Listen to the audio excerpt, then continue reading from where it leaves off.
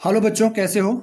आज का हमारा टॉपिक है substitution method and elimination method, linear equation in two variables, maths class 10th chapter 3। इसमें पहले क्रॉस मल्टीप्लिकेशन भी हुआ करता था जो अब सिलेबस में नहीं है। तो दो है, एक ग्राफिकली भी है, मगर हम लोग यहाँ पे करेंगे अभी ग्राफिकली वाला फिर करेंगे। अभी हम आपको सिखाएंगे सब्स्टिट्यूशन और एलिमिनेशन में। सबसे पहले हम करेंगे, आज के टॉपिक में करेंगे हम सब्स्टिट्यूशन मेथड और अगली वीडियो में करेंगे एलिमिनेशन मेथड। मैं हमेशा एक चीज़ से बच्चों जोर देता हूँ, जब भी कोई चीज़ आप करते हो उसके कॉन्सेप्ट को क्लियर करो, और टॉपिक के बारे में जानो, उसको अच्छे से समझो। अगर आपको एक बार कॉन्सेप्ट क्लियर हो गया, फिर क्वेश्चंस जितने मर्जी भी बनेंगे आप कर पाओगे। मोस्टली बच्चे क्या करते हैं, वो एक एक क्वेश्चन पे फोकस करते हैं। अब ये मेथड है, यहाँ बता दिया, इनको पता होगा कि ये कैसे कैसे कैसे कैसे बनने वाला है, मगर उनका कॉन्सेप्ट क्लियर नहीं होता है। तो उसका खामियाजा क्या होता है, जब क्वेश्चंस बदले जाते हैं या तो क्वेश्चंस का थोड़ा लेवल बढ़ जाता है तो बच्चे वहाँ पे क्वेश्चंस को नहीं कर पाते हैं, क्योंकि वो क्वेश्चन टू क्वेश्चन सॉल्व करने की उनको आदत होती है या थोड़ा बहुत उनको याद रहता है। वो बिल्कुल गलत तरीका है, खासकर मैथ्स में तो ये चलता ही नहीं है और पॉसिबल भी नहीं है। आपको एक घंटा लगता है, एक दिन लगता है, एक सप्ताह लगता है, लगाओ, बट उस कॉन्सेप्ट को, उस टॉपिक को, उसके बारे में जो कुछ भी है उसको क्लियर एक बार जान लो। मैंने अक्सर बच्चों को बोला हुआ है, मैं देखा भी है कि जैसे बच्चा 5th में पढ़ता है, उसमें बहुत सारा चीज़ें 6th में भी आता है, मगर उसने 5th में पढ़ा है, नंबर भी अच्छे आए, मगर उसको कुछ पता नहीं है। वो 6th में फिर उन चीज़ों को दोबारा पढ़ेगा, 6 से 7, 7 से 8, 8 से 9, 9 से 10 में। ऐसा नहीं होता है कि आप 6 से 7, 7 से 8, 8 से 9 गए तो सारा का सारा मैथ्स ये लगा गया। 50%, ऑलमोस्ट 50% ऐसी चीज़ें होती है जो आपके प्रीवियस क्लास से ही आगे क्लास को कैरी करता है। उसमें थोड़ा क्या होता है, मॉडिफाई हो जाता है। कुछ तो बहुत सारी चीज़ें सेम भी होती है, बेस सेम होता है, कुछ चीज़ें मॉडिफाई होती है। आप सोचो बच्चों, आप जब से पढ़ने लगे हो, हर साल पढ़ रहे हो, हर साल पढ़ रहे हो, मगर फिर भी चीज़ें क्लियर नहीं हो रही है और डबल पढ़ना पड़ रहा है। अगर आपने एक साल में जो पढ़ाई कर रहे हैं, जिस भी क्लास में हो, वो टॉपिक आपको क्लियर हो चुका है, बैठ चुका है। ये मैथ्स है, कोई एसएसटी ये इंग्लिश साइंस थोड़ी है कि जो आपको याद कर किया। हालांकि आजकल तो बच्चे बड़े क्लास में वो भी कोई लर्न नहीं करते, वो समझ के करते हैं। आपको खासकर मैथ्स में तो कोई लर्न करने वाली बात ही नहीं है और भूलने वाली बात ही नहीं है। एक बार जो दिमाग में बैठ गया तो भूलने का सवाल ही नहीं है। भूलते वही बच्चे हैं जिन्होंने रट्टा मारा होता है, जो बच्चे क्वेश्चन टू क्वेश्चन उन्होंने सॉल्व किया होता है। अगर आप लोग जिस भी क्लास में हो, उस साल उस क्लास के मैथ्स को क्लियर करके, कॉन्सेप्ट को क्लियर करके समझ के करोगे तो समझ लेना बच्चों, जब आप अगली साल जा रहे हो नेक्स्ट क्लास में, तो आपका 50% सिलेबस ऑलरेडी कवर हो चुका है। तो आपको अगला 50% ही करना है। ऐसा ही आगे के क्लासेस में ये चीज़ें फॉरवर्ड होती रहेगी, मगर बच्चे ऐसे नहीं करते हैं। हर साल उनको मेहनत डबल करनी पड़ती है, फिर भी प्रोग्रेस उतना नहीं आता है, क्योंकि वो हर साल वो मैथ्स को सिर्फ समझने के अलावा क्वेश्चन टू क्वेश्चन कर लेते हैं और थोड़ी बहुत समझते हैं, कॉन्सेप्ट क्लियर नहीं होती। इसलिए बोलता हूँ कॉन्सेप्ट कॉन्सेप्ट कॉन्सेप्ट कॉन्सेप्ट को क्लियर करो। आपको अगर नहीं पता चल रहा है कि ये चीज़ कहाँ से आया, क्यों आया, कैसे किया, कोई फायदा नहीं है। आप मोस्टली बच्चे देखे मैंने, वो क्वेश्चन तो करते हैं, अगर वो आप पूछेंगे कि कहाँ से आया, कैसे किया, वो ठीक से जवाब नहीं दे पाते हैं। और जो बच्चा ठीक से जवाब दे पा रहा है, मीन्स उसका कॉन्सेप्ट क्लियर है। तो आपको हमेशा पता होना चाहिए क्या पूछा हुआ है, क्या करना है और कैसे करना है, कौन सा चीज़ कहाँ से कैसे आ रहा है। तो मेन बात यह है, हमें फोकस करना है कॉन्सेप्ट पे। कॉन्सेप्ट, CONCEPT, फोकस कॉन्सेप्ट पे करो। हम आज कोशिश करेंगे कॉन्सेप्ट को क्लियर करने का। कौन सी का, हालांकि दो है, सब्स्टिट्यूशन मेथड है, एलिमिनेशन है। इसमें से हम आज करेंगे सब्स्टिट्यूशन मेथड को, चीज़ों को सब्स्टिट्यूट करना भी। इसके रिगार्डिंग कुछ क्वेश्चंस और करेंगे आगे वीडियोस में, ताकि आपको पूरे से समझ आ जाए। यहाँ पे हम ज़्यादा क्वेश्चंस नहीं करेंगे, 2 ही क्वेश्चंस करेंगे, 2 या 3 क्वेश्चंस करेंगे, मगर कोशिश करेंगे कि आपको कॉन्सेप्ट समझ आ जाए। सब्स्टिट्यूशन मेथड, तो आपको ध्यान रखना 2 इक्वेशंस आएंगे, हमेशा 2 इक्वेशन आएंगे। तो जो पहला इक्वेशन होगा वो इक्वेशन 1 होगा, दूसरा इक्वेशन 2 होगा। अब यहाँ पे तो इक्वेशन बना हुआ है, कहीं जगह इक्वेशन बना नहीं होगा। आप बोलेंगे बना नहीं होगा मतलब हो सकता है कुछ अपॉन में होगा, कुछ और तरीके से होगा। तो हमें क्या करना है, उसको पूरा सॉल्व करके ऐसे क्लियर करना है और इक्वेशंस तैयार करने हैं। जब इक्वेशन तैयार हो जाएगा तो हम एक को करेंगे इक्वेशन 1 और एक को करेंगे इक्वेशन 2। अगेन बच्चों हम फोकस कर रहे हैं सब्स्टिट्यूशन मेथड पे, ठीक है, अभी इस पे हम फोकस नहीं कर रहे हैं। हमें बताने के लिए बोला हुआ है कि 2 मेथड्स हमारे पास, मगर पूरा का पूरा जो कुछ बातें हो रही है वो हम बात कर रहे हैं सब्स्टिट्यूशन मेथड के लिए। जैसे ही होगा, अब इक्वेशंस 2 बन गए। अब चॉइस आपकी है, आपने फ्रॉम 1 लेना है या फ्रॉम 2 लेना है। अगेन आप 1 से भी ले सकते हैं, 2 से भी ले सकते हैं। हो सकता है कभी का इक्वेशन एक वाला थोड़ा मुश्किल होता है या अपॉन में आ रहा होता है या एक नहीं आ रहा होता है, तो आपने देखना है कि आपको कौन सी करने में इजी होगा। अब कुछ बच्चों को अगर लग रहा है कि यार कौन सा होगा, कौन सा अपॉन में आएगा, तो वो आगे वीडियोस जब बनाएंगे तो उनमें उस तरह के क्वेश्चंस आते रहेंगे, तो मैं उसको दोबारा क्वेश्चन के साथ साथ ही आपको बताता रहूँगा, ठीक है। हम फिलहाल सिर्फ समझने की कोशिश कर रहे हैं। इक्वेशन 1 और इक्वेशन 2 अब मर्जी आपकी है, आपने इक्वेशन 1 लेना है या इक्वेशन 2 लेना है। चलो मैं लेता हूँ फ्रॉम इक्वेशन 1, फ्रॉम इक्वेशन 1। तो 1 क्या है, तो 1 को ले लो, x + y = 14।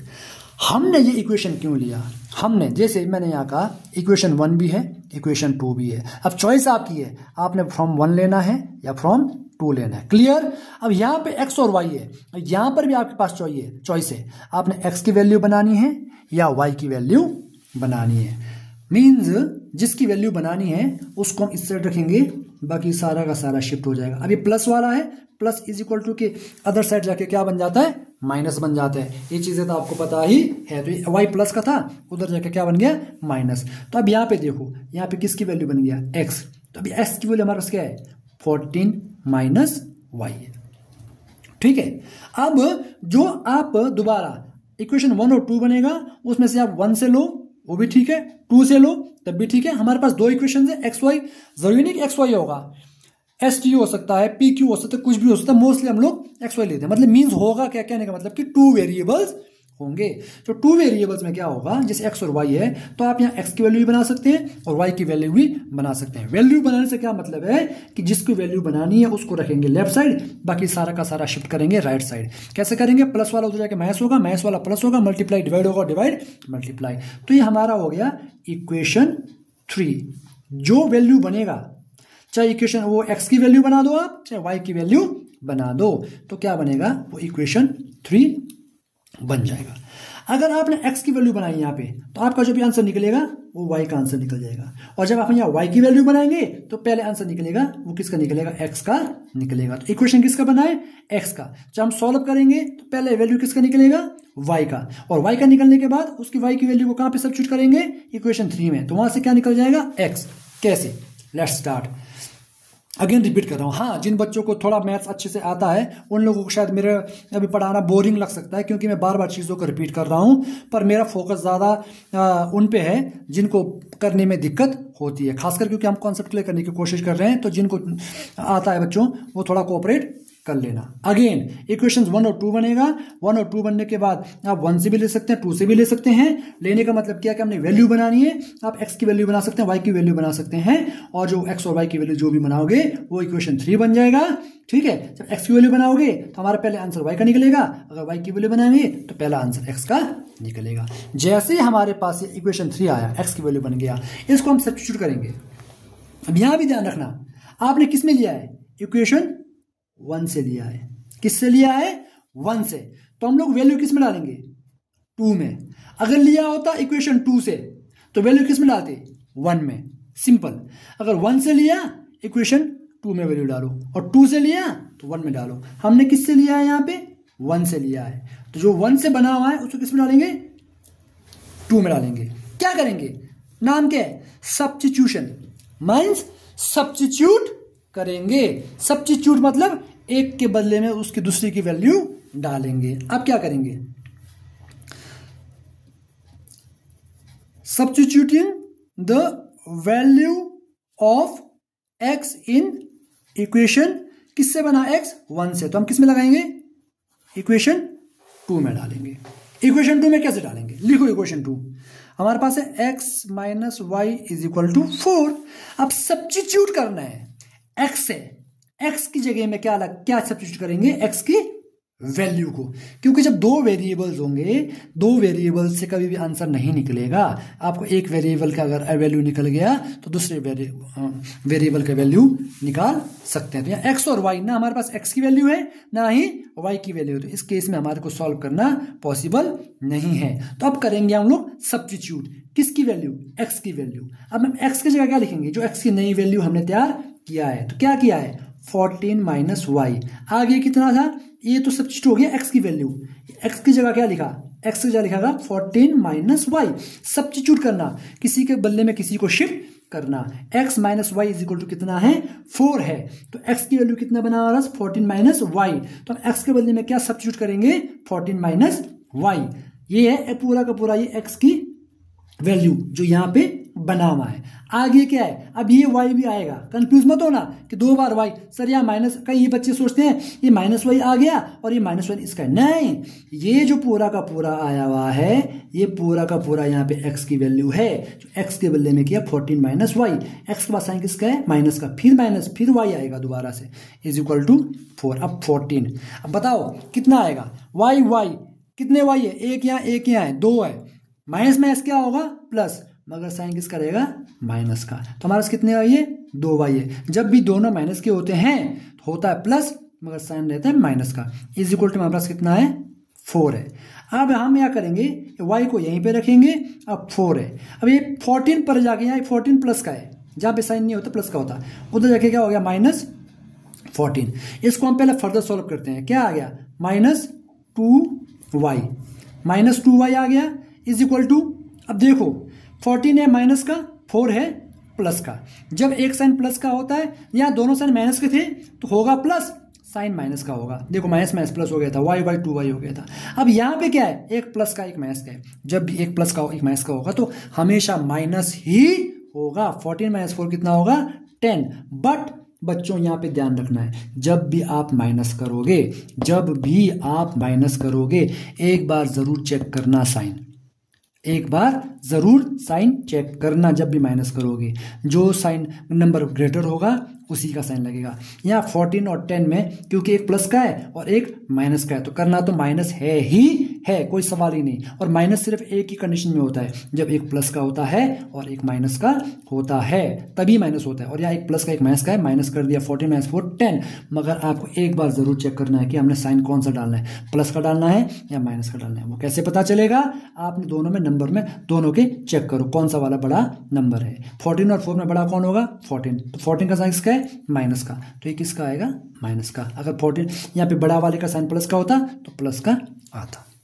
अब y इज इक्वल टू, ये माइनस 10 है, आपस में मल्टीप्लाई है। कभी भी कांस्टेंट और वेरिएबल आए, यानी कि नंबर और लेटर आए, आपस में कोई भी बीच में साइन नहीं है, उसका मतलब क्या होता है, आपस में वो मल्टीप्लाई होता है। तो 2 और y आपस में क्या है, मल्टीप्लाई है, -2। तो y यहाँ पे रहेगा, क्योंकि हमने वैल्यू निकालनी है, x और y की value.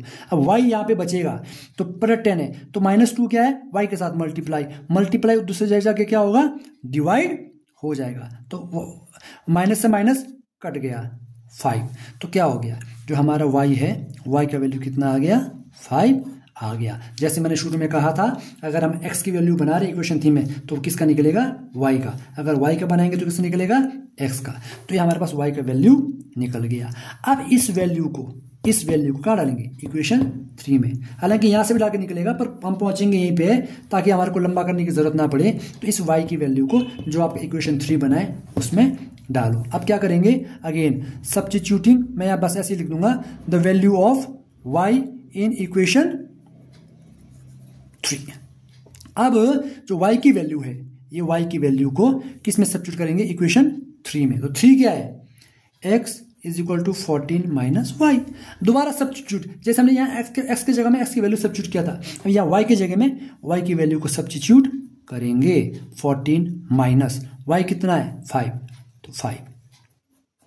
x is equal to 14 और 5 में क्या होगा, माइनस हो गया, कितना बचा, 9। तो बड़ा नंबर प्लस का, तो प्लस करेगा। यहाँ पे आगे आपको साइन लगाने की जरूरत नहीं है, जब भी किसी के साथ साइन नहीं होता है तो प्लस का ही होता है। तो ये हमारा निकल गया, x निकल गया हमारे पास 9 और y निकल गया हमारे पास 5। तो ये हमारा आंसर हो गया, ठीक है। ये हमारा सब्स्टिट्यूशन मेथड। अब यहाँ पे इतने डिटेल में नहीं कराऊंगा, थोड़ा जल्दी कराऊंगा, ठीक है। अगर किसी को दोबारा समझ ना हो तो मुझे बता देना, मैं दोबारा बता सकता हूँ। अब यहाँ पर भी देखो, ये हमारा इक्वेशन 1 और ये हमारा इक्वेशन 2, करेक्ट। अब हम यहाँ पे फ्रॉम 1 भी ले सकते हैं और फ्रॉम 2 भी ले सकते हैं। अगर मैं फ्रॉम 2 लेता हूं, क्योंकि देखो x का भी कोफिशिएंट है और y का भी कोएफिशिएंट है, ये अपॉन में जाएगा। हो सकता है अपॉन से कट के खत्म भी हो जाए और हो सकता है ना भी हो जाए, मगर यहाँ पे देखो, यहाँ पे हम चाहे तो y का वैल्यू ले सकते, खाली y है, मगर यहाँ पे साइन बाद में चेंज हो जाएगा। तो आप 1 से लो, 1 से भी चलेगा, 2 से लो, 2 से। चलो हम लोग 2 से ले लेते हैं, मान लो, ठीक है। अगर लेंगे यहाँ पे किससे लेते हैं, 1 से लेते हैं, चलो यहाँ 2 से लेते हैं। फ्रॉम इक्वेशन 2 ले लो 2 को, 9x minus 3y is equal to 9। हालांकि हम यहाँ कॉमन ले सकते थे शुरू में ही। अब यहाँ पे भी चॉइस है, x की वैल्यू बनाना है या y की वैल्यू बनाना है। आगे एक क्वेश्चन ऐसा कराऊंगा जहां पे 1 से भी करेंगे एक ही क्वेश्चन को, फिर उसको 2 से भी करेंगे। एक बार हम x की वैल्यू बनाएंगे, एक बार हम y की वैल्यू बनाएंगे। एक अगला वीडियो बनाऊंगा जिसमें मैं जितनी भी पॉसिबिलिटीज होती है वैल्यूज निकालने की, हर तरीके से एक ही क्वेश्चन को करेंगे और फिर हम चेक करेंगे कि हर बार आंसर सेम आ रहा है या नहीं, और आंसर सेम ही आएगा। फिलहाल यहाँ पे अलग अलग करते हैं। अब यहाँ पे आ गया, अब हमें क्या करना है, शिफ्ट करना है। अब यहाँ पे अब दोबारा यहाँ पे चाहे मैं इसको भी निकाल सकता हूँ, इसको भी निकाल सकता हूँ, चॉइस अपनी है। चलो इसको रखते हैं, 9x is equal to 9 minus का है प्लस होगा 3y। अब यहाँ पे क्या बचा, x is equal to 9 plus 3y multiply, उधर जाके क्या होगा, डिवाइड होगा। अब बच्चों, कभी का बच्चे क्या करते हैं, 9 से 9 को यहाँ पे आप लोग काट लेते हो, या यहाँ से नहीं काट सकते हैं आप। बीच में साइन किसका है, प्लस का है। जब भी बीच में ऐसे साइन होगा आप कभी भी नहीं काट सकते, या तो आपको इनको अलग करना पड़ेगा या आपको यहाँ पे कॉमन निकाल के ही करना पड़ेगा, ठीक है। इसके बारे में कभी आगे डिटेल में बात करेंगे।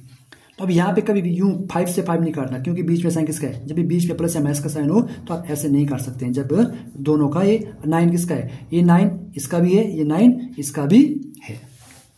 अगर ऐसा होता 9/9 प्लस 3y अपॉन 9, इस केस में आप ये अलग अलग है, यहाँ पे काट सकते थे, मगर ये दोनों का है, ऐसे आप नहीं काट सकते हैं। जब खासकर बीच में साइन प्लस या माइनस का मल्टीप्लाई का होता तब हम काट सकते थे। हम अब कोशिश करते हैं, चेक करते हैं कि हम क्या कॉमन निकाल सकते हैं। यस, हम कॉमन निकाल सकते हैं। तो इन दोनों में कॉमन क्या निकलेगा, 3।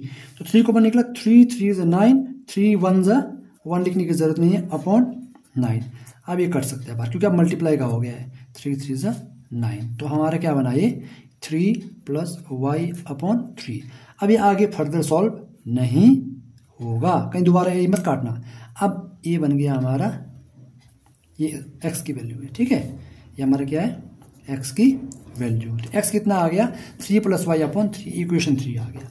अब क्या करेंगे, इस इक्वेशन 3 को किससे लिया था, 2 से, तो किस में डालेंगे, 1 में। Again substituting the value of equation 3 in equation, किससे लिया था, 2 से, तो इसमें किस में डालेंगे, 1 में डालेंगे। तो 1 ले लो, 1 क्या है, 3x minus y is equal to 3। अब वैल्यू किसकी डालनी है, सब्स्टिट्यूट x की। तो 3 आपस में मल्टीप्लाई है, तो आपको ब्रैकेट लगाना पड़ेगा, ठीक है। x कितना हमारे पास, 3 प्लस वाई अपॉन 3 हो गया, 3 लिख दिया, x की वैल्यू सब्स्टिट्यूट किया, आगे क्या है, minus y is equal to 3, ठीक है। अब करो सॉल्व, ये 3 से 3 कट रहा है तो काट दिया। अब क्या बचा, 3 plus y minus y is equal to 3। तो यहां पे y है प्लस का, ये y है माइनस का, दोनों बराबर है, तो ये खत्म हो गया, ये आ गया 0। तो बचा क्या, 3 इज इक्वल टू 3। अब यहाँ पे ना हमारे पास x की वैल्यू निकला, ना हमारे पास y की वैल्यू निकला। तो यहाँ पे हमारे को जब y की वैल्यू निकला ही नहीं या x की वैल्यू निकला ही नहीं, तो आगे फर्दर सॉल्व नहीं होगा। और जब ऐसे केस आता है जब x या y की वैल्यू नहीं आती है और जो नंबर्स है वो इक्वल आ जाते हैं, इसका मतलब क्या होता है, हमारे पास इन्फिनेटली मैनी सॉल्यूशंस होते हैं। इन्फिनेट मतलब जो कभी खत्म ही ना हो, इन्फिनेटली मैनी सॉल्यूशंस। तो आगे ये सॉल्व नहीं होगा, यहीं पे खत्म हो गया। अब यहाँ पे क्वेश्चन देखो, ये दो इक्वेशंस दिए हुए हैं, इसको सॉल्व करके हमें m की वैल्यू निकालना है जहाँ पे ये कंडीशन दिया हुआ है। हम m की वैल्यू, अच्छा ये भी है +3, हम m की वैल्यू तभी निकाल सकते हैं जब हमारे पास y और x की वैल्यू हो, और हमें मालूम है हम x और y की वैल्यू कैसे निकालेंगे, सब्स्टिट्यूशन मेथड से या एलिमिनेशन मेथड से, मगर हम आज कर रहे हैं सब्स्टिट्यूशन मेथड। तो आ जाओ, सबसे पहले लिखेंगे 2x + 3y = 11 और दूसरा है 2x - 4y = -24। तो ये बना इक्वेशन 1 और ये बना इक्वेशन 2। क्लियर। अब आप ले लो 1 या 2 से, चलो हम लेते हैं फ्रॉम 2 से लिए। 2 क्या है, 2x - 4y = -24। यहाँ पर भी हम लोग कॉमन लेके भी निकाल सकते थे, वो आगे के क्वेश्चंस में मैं करा दूंगा। अब इससे फिलहाल डायरेक्ट करते हैं। 2x = -24 माइनस का +4y, कॉमन यहाँ निकलेगा। x = -24 + 4y अपॉन मल्टीप्लाई का गया डिवाइड। अब यहाँ पे हम कॉमन निकाल सकते हैं, इन दोनों में कॉमन क्या निकलेगा, हम 4 भी निकलेगा, मगर 4 निकालने का फायदा नहीं है क्योंकि हमारे पास नीचे 2 ही है। तो अगर हम 4 भी निकाल देंगे तो हमें वापस दोबारा से मल्टीप्लाई करके वहीं जाना पड़ेगा। हमारे पास नीचे 2 है, हमें 2 से 2 डिवाइड करना है, हम कॉमन में 2 निकालेंगे। जब 2 बाहर निकला तो कितने 2 से 24 होते हैं, 12 माइनस रहेगा, प्लस 2 2 से 4 y रहेगा, अपॉन में कितना आ गया 2 से 2 कट गया, -12 + 2y। तो ये हमारा इक्वेशन आ गया, किसकी वैल्यू आ गया, x का, जो इक्वेशन हमारा 3 बन गया। अब क्या करेंगे, जो x की वैल्यू है उसको हम क्या करेंगे, सब्स्टिट्यूट करेंगे, किसको, वैल्यू, किसकी वैल्यू को, x की वैल्यू, किसमें, इन इक्वेशन, कौन सी इक्वेशन में, हमने किससे लिया था 2 से, तो किस में डालेंगे, 1 में डालेंगे। 1 क्या है, 2x + 3y = 11। x के जगह में x की वैल्यू सब्स्टिट्यूट हो जाएगा। अब ये मल्टीप्लाई है 2, अगर आप कभी कभी बच्चे क्या करते हैं, मैं आपको यहाँ बताना चाहूंगा, जैसे हमारे ये आ रहा है, अब 2x है, ये दोनों मल्टीप्लाई है, हमारे पास x की वैल्यू ये है, कोई बच्चे करते हैं 2 × उसके लगाते हैं x की वैल्यू, जैसे -12 + 2y। इस केस में क्या होगा, ये 2 सिर्फ और सिर्फ किसको मल्टीप्लाई करेगा, -12 को मल्टीप्लाई करेगा, इसको मल्टीप्लाई नहीं करेगा। यहाँ पे 2 और इसका मतलब क्या है, 2 किसको मल्टीप्लाई कर रहा है, x को, तो ये खाली 12 नहीं है x की वैल्यू, x की वैल्यू तो ये पूरा का पूरा ही है, x की वैल्यू पूरा है, मतलब क्या हो गया, 2 इस पूरे नंबर को मल्टीप्लाई करेगा। तो इट मीन्स अगर आप ब्रैकेट नहीं लगाओगे, खाली मल्टीप्लाई करोगे, तो सिर्फ एक ही नंबर को वो मल्टीप्लाई करेगा, मगर 2 मल्टीप्लाई करेगा x को, और x की वैल्यू यहाँ पे 2 वेरिएबल में है, तो उस केस में क्या करेंगे, हम हमेशा ब्रैकेट लगा देंगे और x की वैल्यू को आप सब्स्टिट्यूट करेंगे, -12 + 2y। ठीक है, 2 के जगह 2, x की वैल्यू सब्स्टिट्यूट कर दिया, आगे क्या है, +3y = 11। अब करते हैं सॉल्व, 2 से मल्टीप्लाई करेंगे, 2 12 कितना बना, 24 माइनस का, अब ये प्लस हो गया, 2 2 से 4y हो गया, +3y = कितना आ गया, 11। अब सॉल्व करते हैं। अब देखो 4y और 3y दोनों प्लस के हैं, कितना बना, 7y = में क्या है, 11। 24 उधर इधर माइनस का है, उधर जाके क्या होगा, प्लस का। अब 7y = कितना बना, 35। तो y = 35, मल्टीप्लाई है 7 और y, उधर जाके डिवाइड, कट गया, y कितना निकल गया हमारे पास, 5। अब y की वैल्यू को कहां करेंगे, अब सब्स्टिट्यूट, थर्ड में है ना, सब्स्टिट्यूटिंग y = 5 इन इक्वेशन 3। तो 3 क्या है, x = -12 + 2y। तो x = -12 + 2 और y मल्टीप्लाई है, y कितना है, 5, मल्टीप्लाई बाय 5, तो ये क्या बना, -12 + 5 2 = 10, कितना बचा, एक प्लस का है एक माइनस का है, तो होगा -12 माइनस में कितना बचा, 2। मैंने जैसे बोला हुआ है, जब भी माइनस करते हैं एक बार चेक करो साइन किसका लगेगा, यहाँ पे 10 और 12 में बड़ा कौन है, 12 का साइन किसका है, माइनस का, तो किस में आएगा, माइनस में। तो हमारे पास आ गया x = -2 और y इज इक्वल टू 5, ये दो वैल्यूज x और y की। मगर अभी कहानी यहाँ पे खत्म नहीं होती है, हमें बोला है m की वैल्यू निकालो, तो इक्वेशन दिया है y is equal to mx plus 3। अब सिंपल सी बात है, अब हमारे पास y की वैल्यू भी है, x की वैल्यू भी है, उन वैल्यूज को सब्स्टिट्यूट करोगे तो m की वैल्यू निकल जाएगा। y कितना है 5 is equal to m into x कितना है -2 प्लस 3। अब ये 3 इधर आएगा, 5 प्लस का है -3 इज इक्वल टू में क्या बचा m इंटू -2, कितना बचा 2 is equal to m into -2। m और -2 आपस में क्या है मल्टीप्लाई है, तो मल्टीप्लाई इधर के क्या होगा डिवाइड में, -2 आ गया, इधर क्या बचा m कट गया, कितना बचा 1, ये माइनस के नीचे है ये ऊपर शिफ्ट हो जाएगा, या value -1 is equal to m means m is equal to -1, x is equal to -2 and y is equal to 5। तो ये हमारा आंसर निकल गया। Okay, thank you.